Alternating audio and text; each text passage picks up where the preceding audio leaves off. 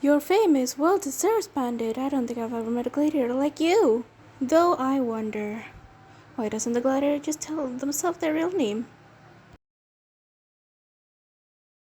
You too have a name, right? My name is Gladiator. How dare you show your back to me? Slave! Would you move that helmet and tell me your name?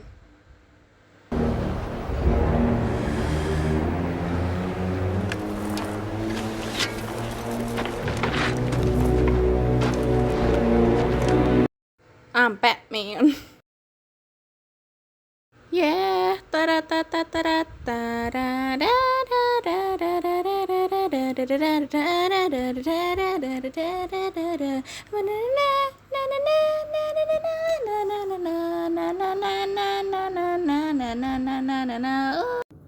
Gladiator merujuk pada senjata Romawi yang disebut gladius, yaitu pedang pendek asal Romawi.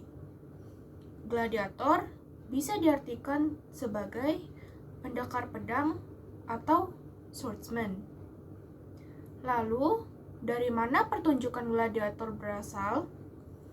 Ada banyak teori yang memutar topik ini dan beragam asal mulanya.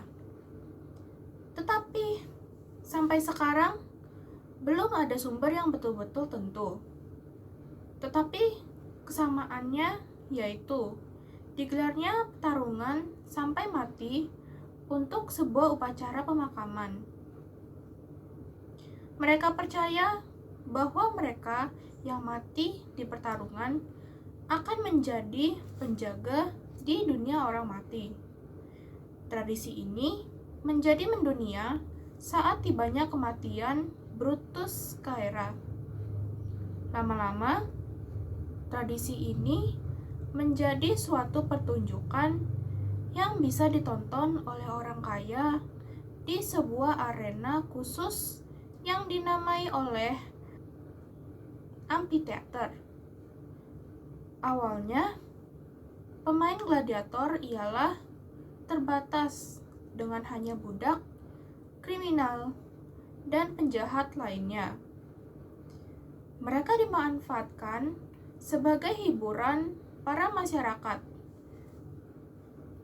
Seiring berjalannya waktu, gladiator ini menjadi hiburan, olahraga masyarakat, dan tidak lagi terbatas hanya orang rendahan saja.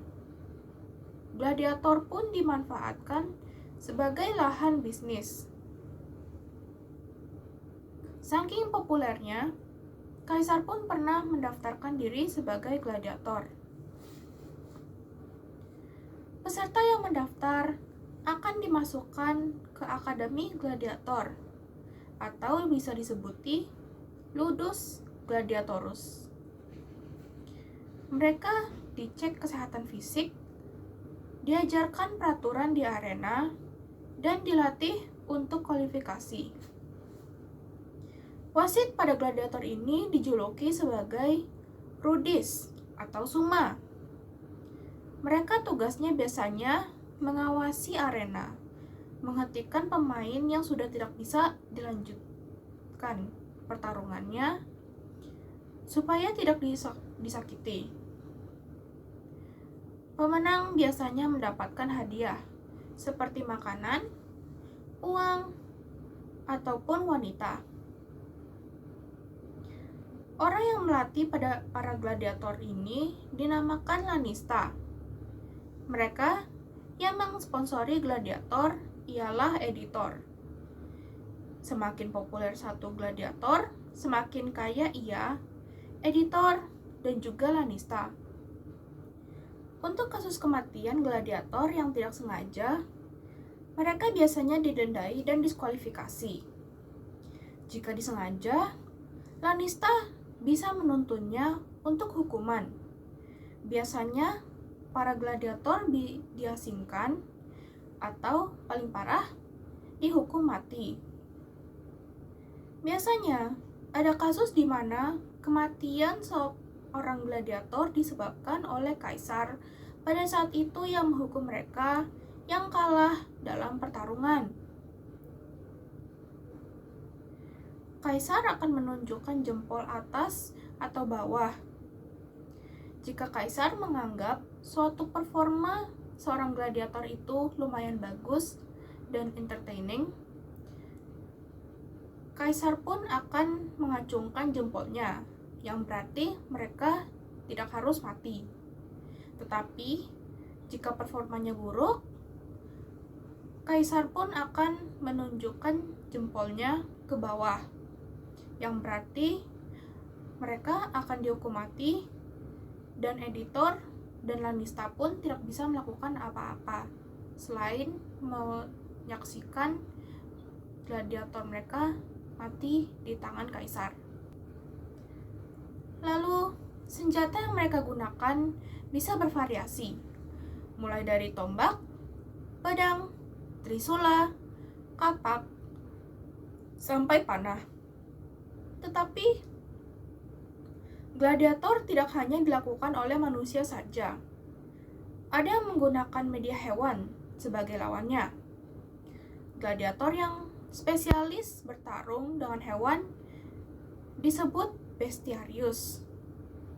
Jika gladiator itu dimainkan oleh wanita, mereka dijuluki sebagai gladiatrix.